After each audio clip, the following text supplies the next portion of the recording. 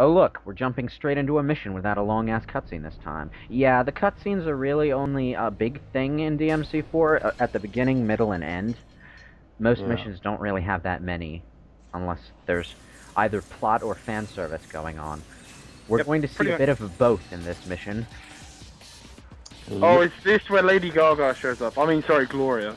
Yeah. Gloria is that one part of this game I wish didn't exist, but I'll get to that when she shows up. Put it this way, I think I see where I see a lot of similarities between Bayonetta and Gloria at times. I don't think that was intentional. Probably not, but It's probably a back reference to how Trish. It was made by Camia, and Camia was made. Bayonetta was also made by Camia, so yeah. was Bayonetta even out when this game came out? I don't know if it was even announced when they were making this game. I'm not sure. No, Uh, I don't think Platinum Games is a thing yet. That Platinum Games is fairly recent. Yeah. They only have like what 4 games to their name, and apart from Infinite Space, they're all great. Apart from Mad World, that's entirely too short. Oh yeah, Wonderful 101 too now. You might be wondering why I'm wasting Devil Trigger on the Red Orb Crystals. The reason for that is attack speed is the biggest thing for getting the most orbs out of those. If you're, as Dante, just spam Prop Shredder and you'll get all the orbs you'll ever need. As Nero, you have to, I recommend the what is it? Red Queen Combo C in Devil Trigger mode gets you a lot of orbs. That's one way he spins, isn't it? Yeah. Yeah, it's the fast, wide sweeping attack that you have to buy for some reason, even though Dante starts with his. Dante also comes at a point where you have so many Prad souls that you'll be able to buy most of his upgrades anyway. You know what? When I got Dante, the first thing I did, before I even played as him, was leveled up Sword Master to max, and then spammed the shit out of Dante Macabre, or however you pronounce that shit. I love that move. So I know. Move I just is can't ever pull that shit the off. reason classic Dante will forever be superior to Dante. That one move. Well, Dante's pretty much Nero.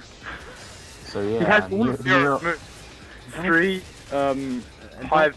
Yeah. Dante takes some of Dante's iconic moves, and some of Nero's iconic moves, takes Nero's basic 4 combo slash and Nero's basic air juggle attack, and and Nero's coat colors. Let's not forget those. He also decides he wants to borrow Nero's Devil Bringer, but he decides, no, I want to make it into a whip that you never see in the game. A lot of Nero's gameplay mechanics were cannibalized into Dante. Not that I disapprove of that exactly.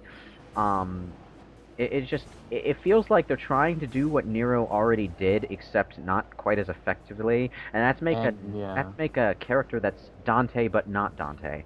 I was thinking more like, let's make a character that's really easy to play, and then with DMC, they made it. Let's make an easy version of this character that was already fairly easy to play. Well, the thing with DMC, right, is the gameplay was made later. Ninja Theory had their own gameplay in mind. Yeah, Heavenly Sword 2. it was terrible. Oh, they got, you know how the guys that made DMC4 made Dragon's Dogma, right? Mm-hmm. They were pulled off of Dragon's Dogma as soon as it was finished to go to England to fix DMC. And they couldn't even fix it, I know. Yeah. Jeez. That's terrible. And fly me to the moon time. Fly me to the moon. What convenient timing for that one tower to just suddenly decide to give up on living.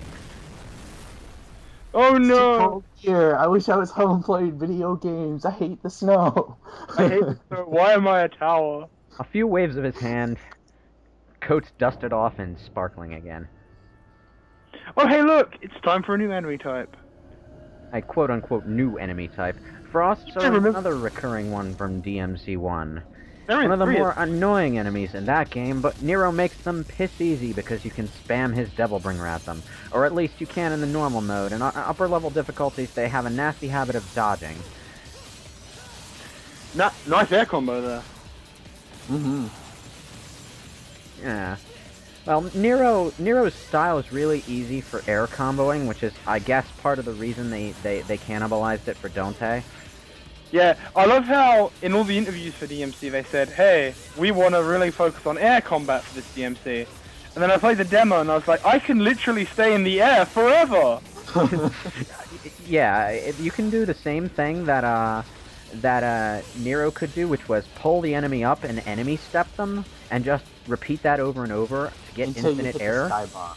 But until you hit literally the boundaries of the game, if there are boundaries at all. But yeah, I jumped so far into the screen, I lost myself. But Dante has a new trick. Dante can choose whether to pull himself toward an enemy or pull the enemy toward them, rather than that just being a thing based on which enemy you're fighting. So you can also knock the enemy up with roulette and pull yourself up. Knock the enemy up with roulette and pull yourself up. Again for infinite air. And then there's the fact that, you know, the fat guys, you can like bounce them off the floor with the fist and then pull them back up and do it again. it's so mindless but so satisfying. It's how I got through Dante Must Die mode, because some stuff in that game, the mode is like, hey, we decided that to make a harder mode, we just need to make it more bullshit. Yeah, so you need to rely on color-coded move enemies, combos that put enemies into a lock. I got really good at playing that game, and I don't know why. I think it was Stockholm Syndrome. And you're like me with Sonic 06, you just couldn't help going back to it to finish everything. So that at least when it's finished, you can look at it and go, no, I did Hello, everything. Miss Anti-Shot. Oh, hey, look, it's... Alright, this is the only significant scene Gloria ever gets, and it's literally just a fan service action scene. Mm-hmm. Like, at this point, she's so mysterious and stuff, you think she's plot significant, and well, she is, but she's not plot significant as Gloria. Much after this cutscene. Like, she appears in one meeting with Sanctus, which sort of foreshadows that she's important, question mark? And then she appears for 20 seconds after the second Dante fight, at which point the plot significance is revealed in a fairly amusing way, but it kind of clubs you over the head. But hey, look! Reference. Fighting in heels. Why? This is a pet peeve of mine, and if you watch Brain Scratch, you'll know that I complain about this a lot. Female characters fighting, running around, platforming in high heels. Why? Yeah, and she's standing on like a grill or something. Like she go right through it. Also, I'm not falling through it. I'm fairly certain that if any woman moved the way Gloria does, swaying your hips so exaggeratedly with every motion, they'd probably have scoliosis by the time they're 19. But it's okay for Gloria because she's secretly a demon. I guess. Hey, belly dancers, man, they can move their hips like that all the time. I actually do appreciate Gloria's appearance right at this, because it's one little look at what makes Dante and Nero different, and that is their stance on women. Dante? Yeah, Nero's like, no, he's I don't want this. He's shameless. Nero, though, he gets a good look at the inside of Gloria's thigh, and his first impulse is to look away. Chivalrous. He's got a girlfriend thing. I have a girlfriend, guy. I have a girlfriend. This is not kosher. I'll join with the others. And Gloria's just like, yeah, I know you're looking. But the one thing you're supposed to take away from this cutscene is I'm new, and she's that good. I'm new, I'm badass, I am fan service incarnate, and somehow I got into an organization led by a bunch of priests. You know what? That makes perfect sense. Led by a bunch of old... old priests. Perfect disguise. Alright, and now we're in the castle, which is actually the most time-consuming area in the game as far as the different parts of... You're gonna see this castle a lot, guys. You're gonna see it a lot. You know what, that's partly a reference to DMC1 taking place entirely in a castle and the surrounding areas. But, that said, as much as I like Fortuna Castle for its scenery, the actual areas are fucking annoying. Honestly, Fortuna Castle has none of the splendor of Mallet Island's castle. Oh, Mallet Island's more of a gothic medieval castle. And you know, when you were searching around it, there were little Resident Evil type things that you could examine for background info, totally useless, but you know, gave you a good idea of what the area was for when it was made. Except except it didn't explain anything at all. Now, we were supposed to find out, I think, stuff about Fortuna and just the general lore, and most particularly about Nero. But not much of that stuff is actually in the game. We just get some throwaway lines from Lady later on. Most of the stuff about Nero that was supposed to be in was supposed to be you were supposed to be able to examine Fortuna history to learn more about Sparta in general. Yeah, like, what Lady says, both in her cutscene and in the opening trailer that I cut out because it's totally redundant, Fortuna was ruled by Sparta at one point, wasn't it? Yeah. It was ruled as a nation state by Sparta. Yeah, right. I suppose this is before Eva and Dante and Virgil, because, yeah, human lifespans, demon lifespans, etc., etc. Mm-hmm. So, what does that make Nero? Great-great-grandson?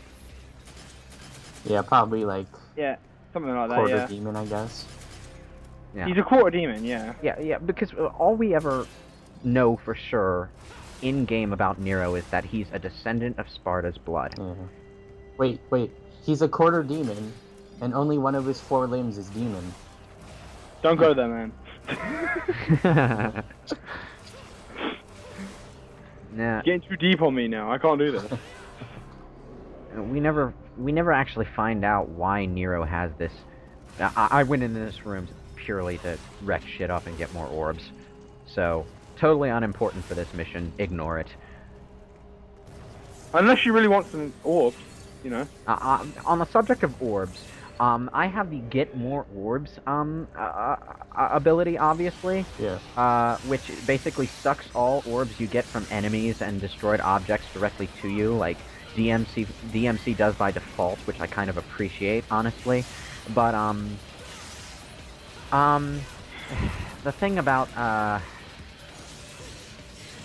orbs are necessary for rankings, so that's why you're gonna see me stopping and just destroying shit and wasting time getting more orbs. It's kind of tedious, and when you don't have the get more orbs achievement, it involves a lot of running around the room and wasting time. Oh, don't remind me, seriously. The one thing I will say about the orbs that was very disappointed with in this game, in DMC 3, all the orbs have the best faces. Holy shit. Every orb in that game had a unique face to it. And they all look so dumb. They're all so dumb, yeah. But they were able to do that in that game because all the items were 2D art. Yeah. In this game, they went the direction where every item has a 3D model that you can view in a library from the mission from the mission screen. Every character has a 3D model that you can view in a specific pose. Every enemy does too. It's kind of neat, but it also means all of the orbs they cheaped out on those and made them all the same model, just recolored. Fun fact with the orbs, in the PC version, you can actually use them as a model because they're a 3D model, right? This means you can play as an orb. You can do the thing to replace the entire character model with an orb. Replace Nero's head with an orb. Replace Dante's head with an orb. Oh, now I'm just God. Now I'm just envisioning Nero running around with a blue orb on his face. Nero orb. And then there was the guy, because the guy that did this in a thread, and the guy's finale. Oh yeah, to Dante? Yeah. Yeah. He the guy's finale was the savior as an orb, and it crashed his computer. These enemies are kind of fucking annoying. The swords, that is. Mostly because, when you're locking onto stuff, see right there, what I'm actually trying to do is lock onto the other sword. The lock-on has a nasty habit of locking on to the enemies that you don't want to hit with ranged attack. And there's a lock-on change button, but I'm kind of shit at using it effectively. I love this enemy type. I love the idea behind it. I love the idea behind it too. It's basically, you shoot it with your gun, snatch it, throw it at other enemies. If you manage to throw a sword at another sword, it's an instant kill for that sword.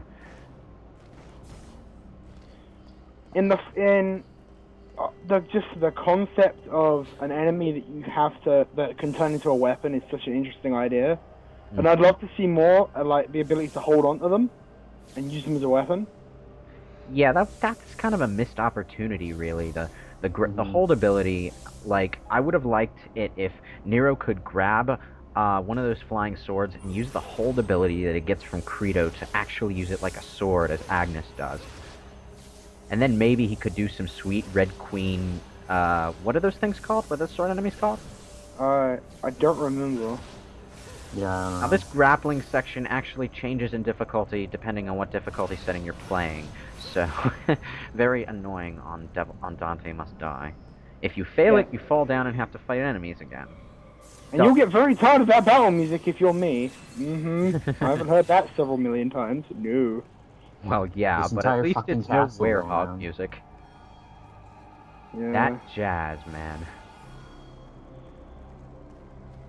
Now, if you have the speed ability and can do the drop kick, these areas, the courtyard areas where frosts always appear, are excellent areas to get a good running start, build a charge 3, and just blaze into these enemies like nothing else. Of course, I'm kind of going to fuck that up in this battle because the enemies kind of dick me over here. But this courtyard area is actually one big area with 2 sides that you fight enemies on, and down there you can see the courtyard where we're going to fight the boss at the end of this mission. Or at the end of the next mission, sorry. I got that wrong. Yeah, not that one, yeah. It's cold-blooded. Oh, fuck. And that was a fully charged Yamato distance move. You can get different... Oh, God. Since it just came up on screen, I'm going to bitch a bit. In later cutscenes, you see Nero using Yamato as an actual weapon, and, like, doing air splashes with it, and shit like that, but you can't actually do that in-game. Why not? 40% complete. Yeah, I was gonna say, it was planned. It was planned, but it never happened. You know, like, Nero was gonna have a way bigger moveset for Yamato, because he wasn't gonna be a ghost. Yeah, it was like, his Devil Trigger was supposed to be a full body thing like Dante's is, but they only had half a model, so they made it that ghost thing that appears like a stand or something. Yeah, pretty much. It's Nero's stand. It doesn't have a musical name, though. Yeah, Nilo Angelo isn't really that musical. No, it's clearly an opera.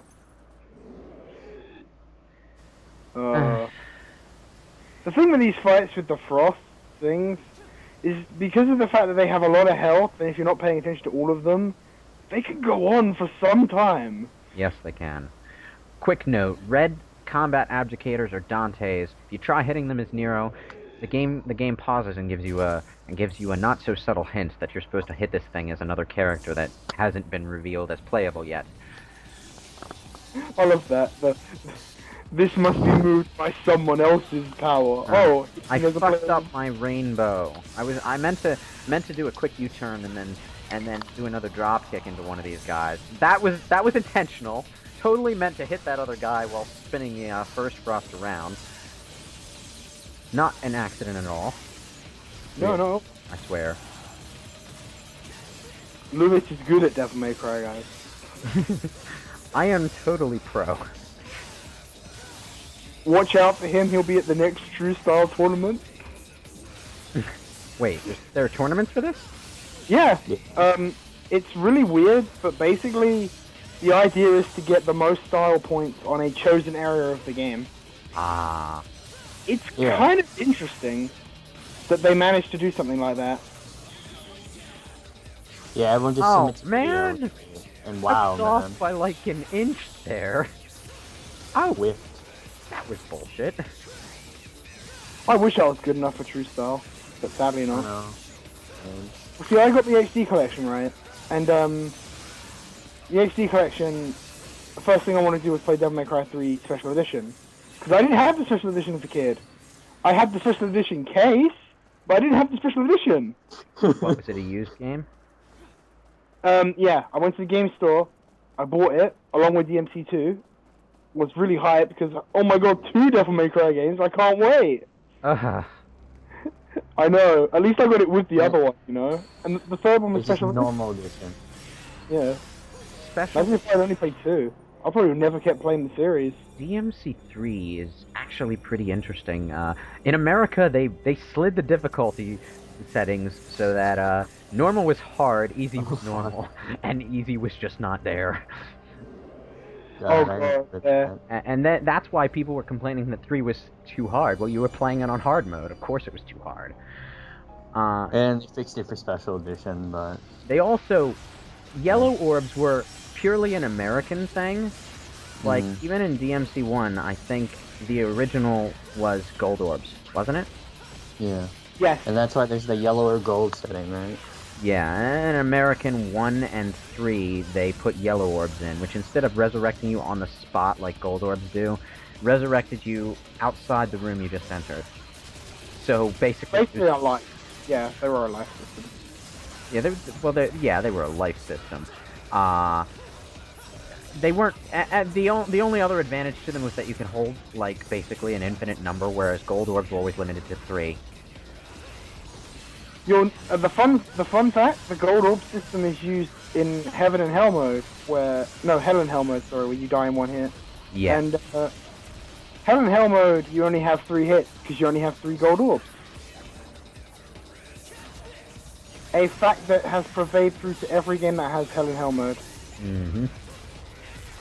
Thing about DMC3 Special Edition is it basically reset the game to its original difficulties, kept the American hard mode as an extra mode, and with sarcastic air quotes, and it gave you the option between yellow and gold orbs, which I appreciated, until I got the HD edition and I was obligated to play the yellow orb mode to get a trophy. Fuck that shit. No. Like, I don't really like yellow orbs much. It just seems like a pointless change to me. The game isn't hard by itself. I mean, the game isn't easy by itself, so there's no need to make it harder.